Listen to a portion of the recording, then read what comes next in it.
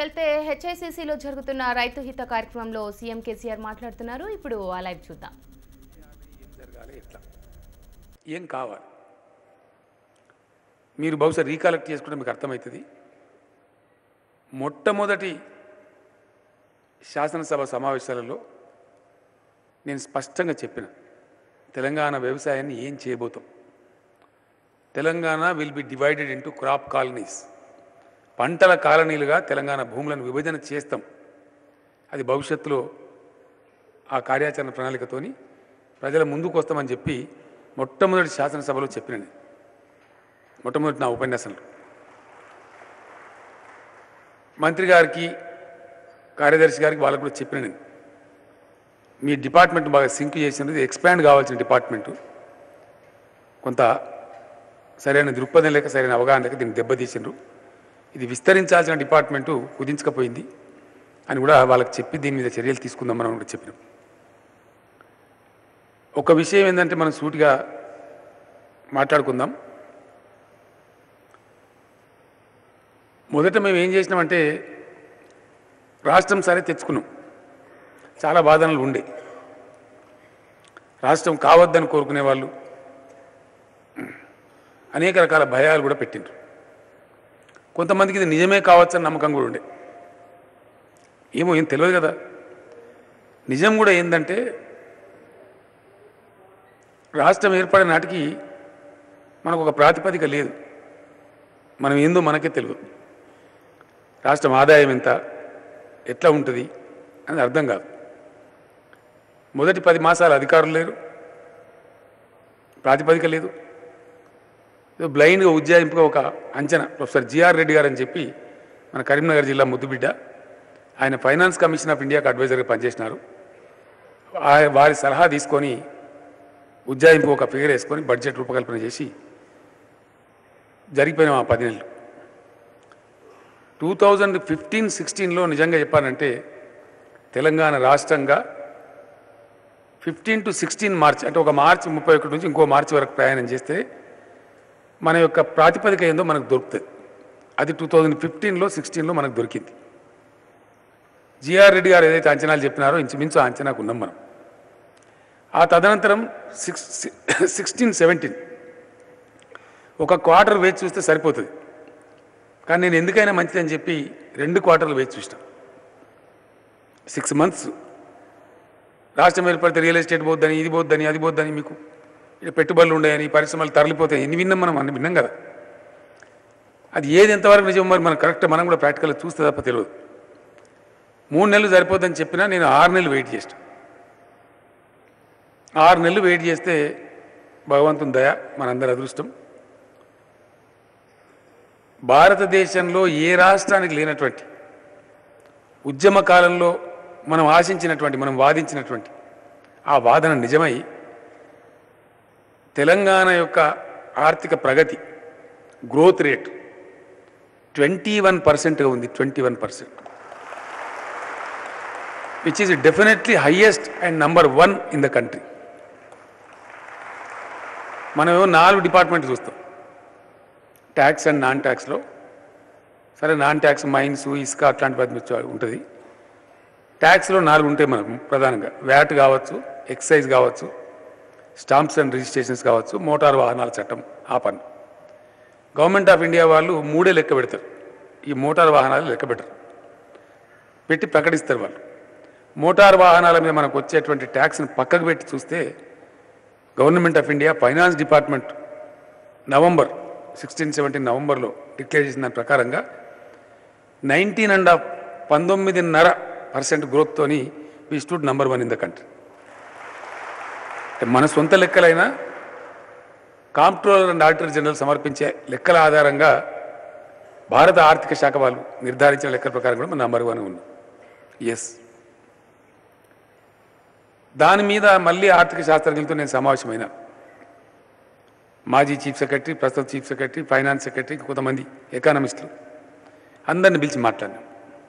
ఇది తాత్కాలికమా, శాశ్వతమా, ఏది నమ్మచ్చు, ఆచరణాత్మక ప్రణాళిక వేసుకోవాలంటే మరి ఆర్థిక ప్రేరణ ఎట్లా ఉంటుంది రాష్ట్రానికి, అది అవగతం కావాలి మనకు. రకరకాలుగా కొట్టి చూసుకుంటే నాకు శాస్త్రజ్ఞులు ఆర్థిక నిపుణులు అనుభవజ్ఞులు చెప్పింది ఏంటంటే నా సొంత అసెస్మెంట్ కూడా చెప్పింది ఏంటంటే ఈ ట్రెండే ఉంటుంది, ఇంకా కొంచెం కుడిచే అవుతుంది. కానీ ఒకటి మాత్రం నిర్ధారణ చెప్పగలుగుతాం, every here definitely 15% growth rate మాత్రం మనం వేసుకోవచ్చు. అంటే ఇప్పుడు మనకున్న వనరుల ప్రకారంగా సపోజ్ ఈ సంవత్సరం మనం 1,49,000 కోట్ల బడ్జెట్ పెట్టుకున్నాం. 1,25,000 కోట్ల వరకు రియలైజ్గా అవుతుంది మనకు, అంటే 100% ఖర్చు పెడతాం. 1,25,000 కోట్ల మీద 15%, అంటే ఆల్మోస్ట్ నెక్స్ట్ ఫైనాన్షియల్ ఇయర్కి మనం పోయేటప్పటికి 20,000 కోట్ల రూపాయలు నెట్ గ్రోత్ ఉంటుంది మనకు. సరే, ఉద్యోగులకు ఇచ్చేటువంటి డిఏలు కావచ్చు, పెన్షన్లకు ఇచ్చేటి కావచ్చు, కొంత ఇంక్రిమెంటల్ అది ఉంటుంది కాబట్టి, రిటైర్మెంట్ వాళ్ళకి ఇచ్చే డబ్బులు కావచ్చు, ఇదంతా ఉంటుంది కాబట్టి అదొక 3-4 వేల కోట్లు పోతుంది. అంటే 15,000 to 16,000 crores నెట్ అడిషన్ ఉంటుంది. ఇది మన రాష్ట్ర ఖజానాకు. మరి ఇంత మంచి గ్రోత్ ఉన్న రాష్ట్రంలో వ్యవసాయ రంగం సంక్షోభంలో ఎందుకు ఉండాలి? రైతాంగం ఎందుకు బాధపడాలి? ప్రజల ఆకలితో ఎందుకు ఉండాలి? మన దళిత గిరిజన మైనార్టీ బీసీలలో ఉండేటువంటి పేదలు, ఓసీలలో ఉండే పేదలు ఎందుకు కటిక దరిద్రాన్ని అనుభవించాలి? క్వశ్చన్ లేదు. ఆ దిశగా ఎజెండా వేసుకున్నాం. తెలంగాణ రాష్ట్రం ఏర్పడ్డప్పుడు ఉన్న వల్నరబిలిటీ, అన్నిటి మించినటువంటి దరిద్రం ఈ కరెంటు బాధ ఉంది. అది వస్తుందో రాదో, ఎప్పుడు వస్తుందో, అది భయంకరమైన బాధ. ఆ బాధతో కూడా వ్యవసాయం సంక్షోభంలో పడింది. కాబట్టి మొట్టమొదటి దాన్ని టార్గెట్ చేసుకొని పనిచేసుకున్నాం. We could solve that problem. అది అయిపోయింది. ఇక తెలంగాణ కరెంటు బాధ రాదు. తెలంగాణలో ముందు రోజులలో, రాబోయే రోజుల్లో కరెంటు పోతే వార్త, ఉంటే వార్త కాదు. అంత పకడ్బందీ చేసుకునేవి. ఎవడో తెలిసినోడు లేదు, తెలియనోడు, వానికి అర్థమైనోడు, అర్థం కానివాడు ఏదో పిచ్చి పిచ్చి కూర్తలు కూస్తా ఉన్నా నేను పడుచుకోలే. నా పని నేను చేసుకుంటూ పోయినా. ఇప్పుడు ఈ పని కూడా కొంతమంది కూస్తున్నారు బయట. వచ్చే సంవత్సరం నుంచి రైతుకు ఈ పెట్టుబడి ఇస్తామని నేను చెప్పాను.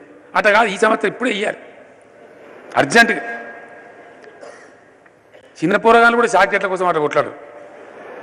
అంత చండాలం రాజకీయ నాయకులు తయారు, ఎందుకో ఏదో అర్థం కాదు. అంటే ఇప్పుడు ఇవాళ ప్రకటించాలి, ఎల్లుండి నుంచి మొదలు పెట్టాలి, ఆయన తింటనే పైరవకారులు పుట్టాలి, దొంగ రాయాలి, అంతే కదా. ఇన్ని వేల కోట్లు 2 పంటలకు రైతులకు ఇస్తున్నప్పుడు దానికి కావాల్సిన భూమిక, దానికి అవసరమైన వేదిక 100కు 100% ట్రాన్స్పరెంట్గా, పారదర్శకంగా, స్పష్టంగా, స్ఫటిక సదృశ్యంగా ప్రజలకు అర్థమయ్యే విధంగా తయారు చేసుకొని పోతారు. కానీ అంత ఆఫీసర్గా పోతామా? పోం కదా. చాలా వ్యవస్థ ఏర్పాటు కావాలి. మొట్టమొదటి వ్యవస్థ నేను మంత్రి గారిని రిక్వెస్ట్ చేసి, సెక్రటరీ గారిని రిక్వెస్ట్ చేసి చేసినటువంటిది, గ్రౌండ్లో పనిచేసేటువంటి ఎంతమంది ఉన్నారు వ్యవసాయ విస్తరణాధికారులు అంటే లేరు సార్, చాలా తక్కువ ఉన్నారు, అంత 600-700 మంది ఉన్నారని వారు చెప్పారు. ఒక తక్షణం నిమిషం లోపల మీరు దాన్ని ఆర్డర్స్ ఇచ్చేసి క్యాబినెట్ తీసుకురండి, రిక్రూట్ చేయమనం. రిక్రూట్ చేసినారు.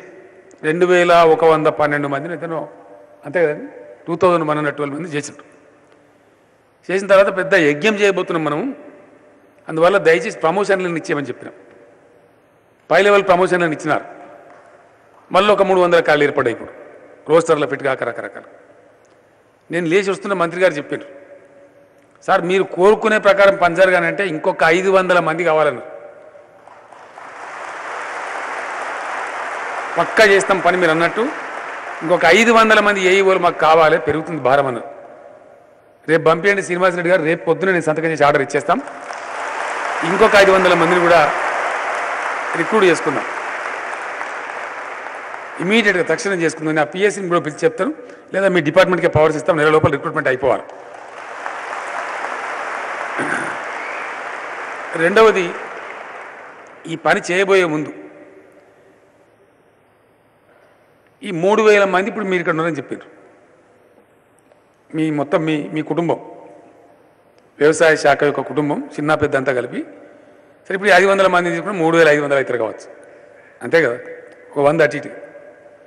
మంత్రి గారిని నేను ఒక మాట కోరుతా ఉన్నా, దయచేసి సెక్రటరీ గారిని కూడా వెంటనే ఆదేశం ఇచ్చి, మొన్న అసెంబ్లీలో ఫైనాన్స్ మినిస్టర్ గారు ఎమ్మెల్యేలకు ఇచ్చాడు. అదే మైక్రోసాఫ్ట్ వాళ్ళు ఇచ్చిన కంప్యూటర్స్ ఉన్నాయి. 250 GB ఉంది, 250 GB ఎంత అయినా సరే స్టోర్ చేసి ఎంత మెటీరియల్ అయినా ఎన్ని ఫైల్స్ అయినా పెట్టుకోవచ్చు దాంట్లో.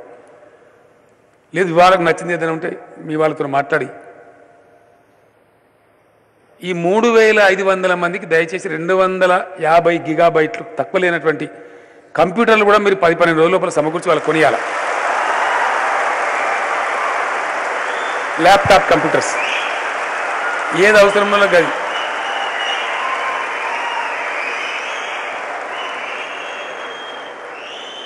ఇప్పుడు సీటు కొడితే ఏమైనా సర్కసా? సీటు కొట్టుడు కాదు రేపు కథ ముందట్టుకున్నది కథ. ఓచారం గారు మిమ్మల్ని అందరిని చూస్తే నాకు కడుపు నిండిపోయింది, నాకు నిండలే. నేను ఉన్నమాట చెప్తున్నా. కష్టం చేయవలసింది మనం. యజ్ఞం ఇప్పుడు మొదలు పెడుతున్నాం. బాధ్యత ఈ రోజు నుంచి తీసుకుంటున్నాం, తలకెత్తుకుంటున్నాం. సో ఆ కంప్యూటర్లు దయచేసి కొనియండి, ఎంత తొందరగా వీలైతే అంత తొందరగా. నేను 250 అన్నా కాకపోతే 300 కూడా ఏమి ఇబ్బంది లేదు. ఎక్కువ కెపాసిటీ ఉండాలి, ఎన్ని వివరాలైనా పెట్టుకోవాలి.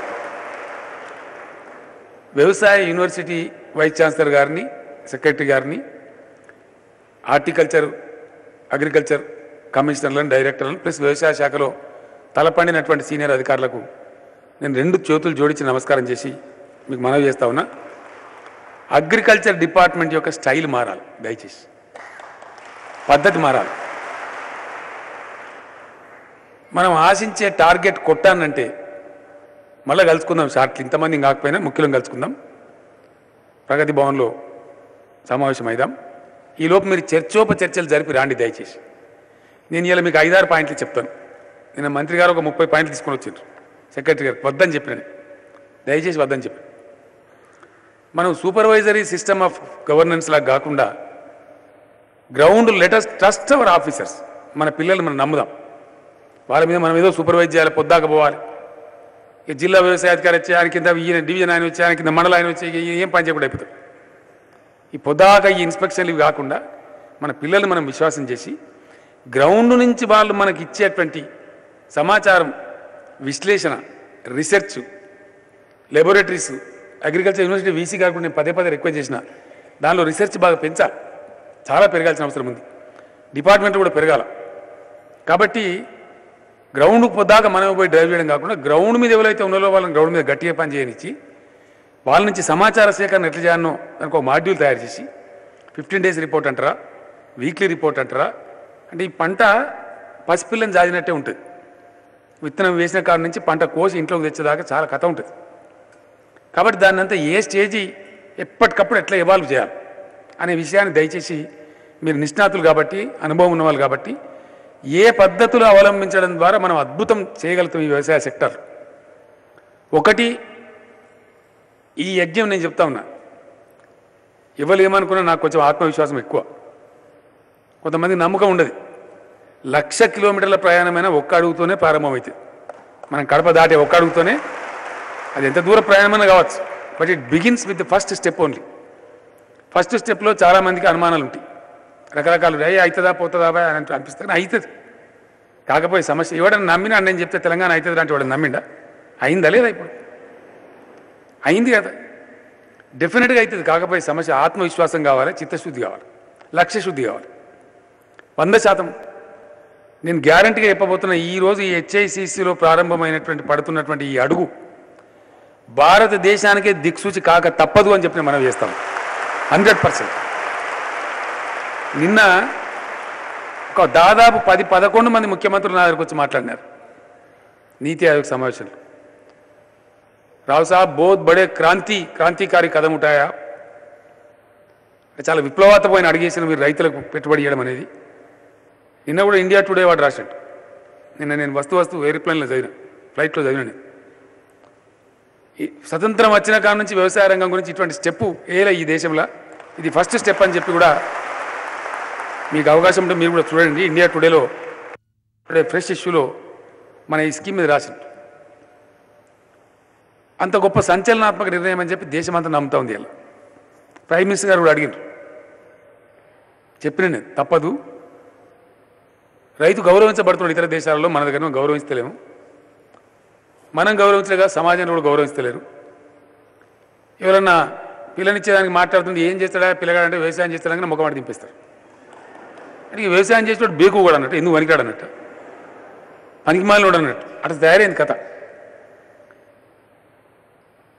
ఉంటాయి గట్ని ఇబ్బందులు ఉన్నప్పుడు ఉంటాయి, కానీ ఇప్పుడు మారుతుంది చూడను మీరు, మళ్ళీ అటు మరుతుంది. ఇప్పటికే మంత్రి గారు ఒక 1000 ఎకరాలకు ఇచ్చినట్టు కదా గ్రీన్ హౌస్, 1000 acres ఇచ్చినట్టున్నారు గ్రీన్ హౌస్.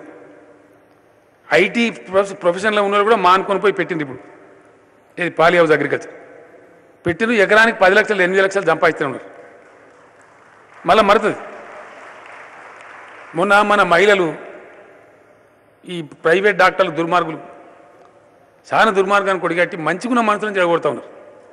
అక్కర ఉంటే చేయి ఆపరేషన్, కానీ అక్కర లేని దానికి మీ కక్కుర్తి కోసం ఆ దిక్కుమాలిన సిజేరియన్ ఆపరేషన్లు చేసి గర్భసంచి తొలగించాలని ప్యానిక్ క్రియేట్ చేసి మంచిగున్న మహిళలను చెడగొడతా ఉన్నారు, పేదవాళ్ళని పాపం. వాళ్ళకి మొన్న నేను ఒక 12,000 రూపాయలు ఆ ప్రెగ్నెన్సీ వచ్చినప్పుడు పని చేయొద్దు, అందువల్ల వేజ్ లాస్ అవుతుంది కాబట్టి దానికి కొద్దిగా 12,000 రూపీస్ ఇచ్చి ఒక కిట్ కూడా ఇస్తామని చెప్పాను. చర్చ స్టార్ట్ అయింది. చర్చ ఏం స్టార్ట్ అయిందంటే, మన దగ్గర ఏమిటో మన తెలంగాణలో తొలిసూరు కాన్పు అంటాం మనం. మొట్టమొదటిసారి ప్రెగ్నెన్సీ వచ్చి పాపన బాబు పుట్టేది ఉంటే అత్తగారు వాళ్ళు రిజికాడు ఉంచుకోరు, తల్లిగారింటికి పంపిస్తారు బర్డన్ అని చెప్పి. మొన్న చర్చ మొదలు పెట్టినట్టు ఈడికి ఆడికెళ్ళి తల్లిగారింటికి పంపించారు, ఎందుకంటే డబ్బులు వస్తాయి కదా. ఇప్పుడు ఏమవుతుంది, ఇంతకుముందు వ్యవసాయదారునికి పిల్లని అనుడి వ్యవసాయదారుడే కావాల్సిన మాన వస్తుంది, ఇప్పుడు సర్కారు పెట్టుబడి ఇస్తుంది కదా, ఆ సిచ్యువేషన్ వస్తుంది, గ్యారంటీ మారుతుంది అన్నమాట, సైకిల్ రొటేట్ అవుతుంది. అట్లా జరుగుతుంది డెఫినెట్గా. జరగానంటే నేను ఒక ప్రణాళిక అనుకున్నా, నాకన్నా గొప్పగా మీకు అవగాహన ఉంటుంది, నాకన్నా ఎక్కువ అవగాహన మీకు ఉంటుంది. దయచేసి నాకు ఉండేది, నేనేమో ఆశించే టార్గెట్ లక్ష్యమే గోల్, దాని ఛానలైజేషన్లో వ్యవసాయ శాఖనే దిక్సూచి కావాలి, మాకు గైడెన్స్ చేయాలి మీరు. మేము తొందరపడి అన్నో సెక్రటరీలో కూర్చొని మేము ప్లాన్ చేయదలుచుకోలే. మీ సలహా సంప్రదింపు పూర్తిగా తీసుకొని ముందుకోవాలని చెప్పి నిన్న రాత్రి పాయింట్స్ రాత్రి నేను వద్దని చెప్పి, ముఖ్యంగా ఏఈఓలతో నా రిక్వెస్ట్, మీకు ఇంకో సదుపాయం కూడా చెప్పమని మంత్రి గారు చెప్పిన, నేను ప్రభుత్వం నుంచే డబ్బులు ఇచ్చి వడ్డీ లేనటువంటి రుణం మీరు మోటార్ బైక్స్ కొనడానికి కూడా ఇప్పియమని కూడా చెప్పినాం. ఇంట్రెస్ట్ ఫ్రీ, రూపాయి కూడా మీరు వడ్డీ కట్టే అక్కర్లేకుండా మీకు వాహనాలు సమకూర్చమని చెప్పినాం. ఎందుకంటే మీది మూవింగ్ డిపార్ట్మెంట్, ఒక ఆడ ఉండేది కాదు, తిరగాలి, గ్రామాలకు పోవాలి, రైతు ఇంటికి పోవాలి, కూర్చోవాలి, మాట్లాడాలి, ఆయన బాయి కాడుకోవాలి, ఆయన కరెంట్ మోటార్ కాడికి పోవాలి, కన్విన్స్ చేయాలి. అటువంటి కమిటెడ్ ఆఫీసర్స్ ఉన్న డిపార్ట్మెంట్ అగ్రికల్చర్ డిపార్ట్మెంట్. నేను చిన్నగా ఉన్నప్పుడు మా నాయన కూడా కొంచెం ప్రోగ్రెసివ్ అగ్రికల్చరిస్ట్ ఉండే, లక్ష్మారెడ్డి సాబ్ అని చెప్పి మా దగ్గర అగ్రికల్చర్ ఎక్స్టెన్షన్ ఆఫీసర్ ఉండే. అప్పుడు బైక్స్ లేవు, బండ్లు లేవు, జీబులు లేవు, కార్లు లేవు. ఆ లక్ష్మారెడ్డి గారు సైకిల్ మీద మా ఇంటికి వచ్చి 3 రోజులు ఉండేది మా ఇంటికాడ. మా పెంటకాడికి పోయేది, మా నాయనకి చెప్పేది, కంపోస్ట్ గిట్ల కాదు రావు సాబ్ గిట్ల చేయాలి, మీరు తప్పు చేస్తాను అని 3 రోజులు మా ఇంట్లో ఉండి మేము ఏది పెడితే తిని మా నాయనకు ఆయన గైడెన్స్ ఇచ్చిపోయేది. మళ్ళీ వచ్చేది ఫికర్తో, మళ్ళీ నెలకు 2 నెలలకు. అంతా గొప్ప అధికారులు ఉండ్రి, ఇప్పుడు కూడా ఉన్నారు, లేరని నేను అంటలేను. నా రిక్వెస్ట్ ఏంటంటే, మూవింగ్ డిపార్ట్మెంట్ మీరు తిరగాలి, బాగా విరివిగా తిరగాలి. ఇంతకుముందు లేదు. ఇంతకుముందు ఏమైంది, ఆ దిక్కుమాల ఎరువులు వంచుడు, ఆ ఎరువులు చక్కగా లేపోవడు, పోలీస్ స్టేషన్లో పెట్టి అమ్మించారు ఎరువులు. చూసినాం, అది కూడా చూసినాం కదా మనం. చెప్పుల లైన్లు దుకాణం ఉంది, తెలంగాణ నిలబడు, లాఠీ ఛార్జీలు, ఎరువులు కూడా సమకూర్చి పెట్టలేనటువంటి దుస్థితులు. మనం లాస్ట్ 2 years నుంచి మనం కష్టపడుతున్నాం. బఫర్ స్టాక్స్ దేశంలో ఎవరికి పట్టినప్పుడు సమ్మర్లో తెచ్చి పెట్టుకుంటున్నాం, ఎరువుల కొరత లేకుండా చేసుకున్నాం, గోడౌన్స్ కట్టుకున్నాం. ప్రభుత్వం వచ్చినప్పుడు రివ్యూ చేస్తే only 4 lakh metric tons capacity ఉండే. ఇమీడియట్గా నాబార్డ్ నుంచి 1000 crores లోన్ తీసుకొని ఈరోజు 21 lakh మెట్రిక్ టన్స్కు గోడౌన్స్ కట్టుకున్నాం.